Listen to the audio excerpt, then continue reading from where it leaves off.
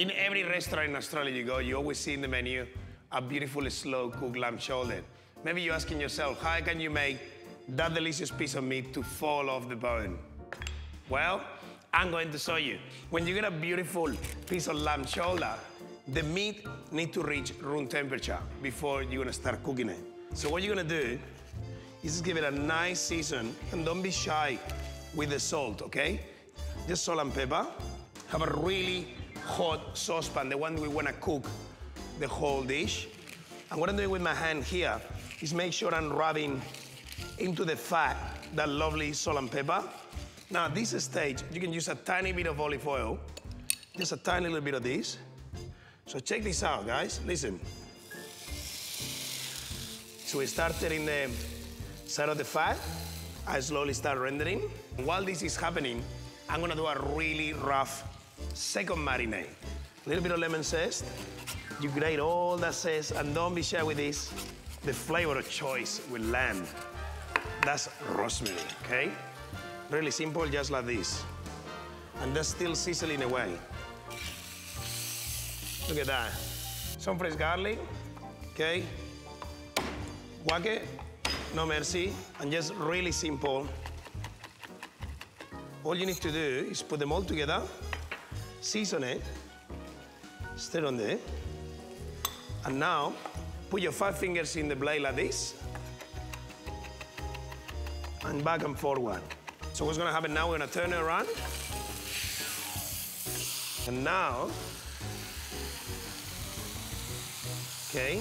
And now at this stage, when it's really, really hot, and this is crucial, stock and wine. So wine first, listen to this. This is what is called deglazing. You wanna do this for a little bit. Big bubbles, all the alcohol going away. And now chicken stock. Ooh. And now, with a little non-stick paper, what we're gonna do, that needs to be boiling before it goes in the oven. So do this. And now with this, see, much easier to play with. You're gonna cover it. See, I'm gonna get the oven ready to rock.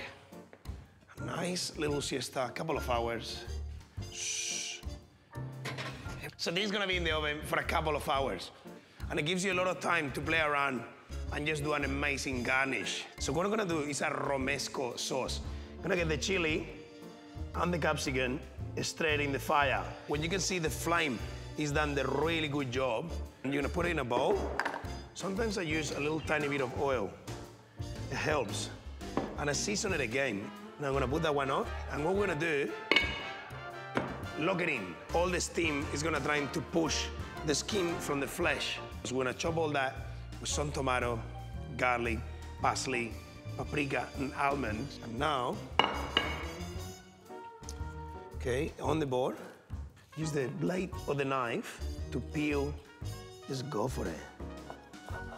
Do not waste this.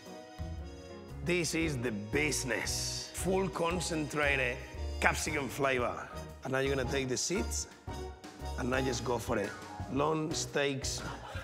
And at this stage, just to make it a little bit more chunky, remember the technique? So I'll do this. Chili, the same, see, scrape, and the same process. Onion with the capsicum, so it gets lost in there. Garlic, so it gets lost in there. Chop it all, that you actually can keep working in the chopping board and mixing with the knife as you go. Then paprika. Oh, parsley. And the almonds. And after we're gonna fold it with some beautiful diced tomatoes. And now we just put it in the bowl like this. Oh. And this is how you make a Romesco sauce. Put the tomatoes in, just to refresh it. Some cherry vinegar, a little splash. A little splash of olive oil. Don't be shy with this. So you finish with the olive oil, and that is your Romesco sauce ready to go. Now, 2 hours later, whoa, with the chickpeas, because we still got 2 hours to go, we wanna use that time to cook these delicious soaked chickpeas.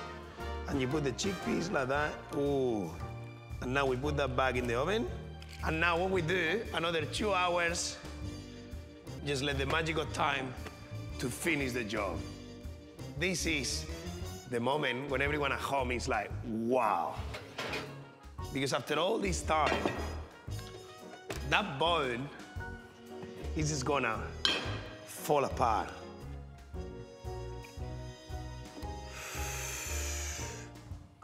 Well, well, well, well. So a little bit of lamb, the Romesco sauce, and I promise you there was an Italian classic, but this one with the Spanish soul.